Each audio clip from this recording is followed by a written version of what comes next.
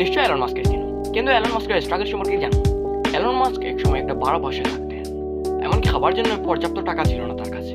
South আফ্রিকায় জন্মানো এই ছোট্ট শিশুটি ছোটবেলায় একবার স্কুলে গিয়ে বুলিং এর শিকার হয়েছিল। পড়াশোনার খরচ চালানোর জন্য সে রাতে ডরমিটরিতে থাকতো এবং $1 খাবার খেত এবং অবসর টাইমে সে প্রচুর পরিশ্রম করত। এলন মাস্ক যখন ব্যবসা শুরু করেন তখন তিনি সাকসেস হতে পারেন। প্রথম ব্যবসা শুরু করার পর সাকসেস না হতে পেরে ওই বিজনেসটা পুরোপুরি সেল দিয়ে দেন। ওই বিজনেসটা সেল দেওয়ার পরেও তার কাছে কোনো টাকা অবশিষ্ট থাকেনি। এমনকি তিনি যখন টেসলা নিয়ে কাজ শুরু করেন তখন অনেক স্পন্সর বলেছিল যে এটা অসম্ভব, অনেকে স্পন্সর দিতে চাচ্ছিল না। স্পেসএক্স এর প্রথম 3টা রকেট উৎক্ষেপণে তিনি সফল হতে পারেননি। এরপর 4 নম্বরটা বানানোর সময় তার হাতে ছিল শেষ টাকা। এইটা বানানোর পর তার হাতে আর কোনো টাকা থাকবে না এবং এইরকম পর্যায়ে তিনি এসে পৌঁছেছিলেন।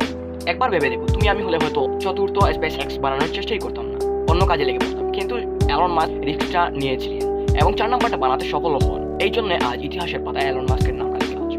এই জন্যই সে একজন সফল বিজনেসম্যান। সো রিস্ক না নিলে কোনো সফল হতে পারবে নাকি? আর লাইক কমেন্ট সাবস্ক্রাইব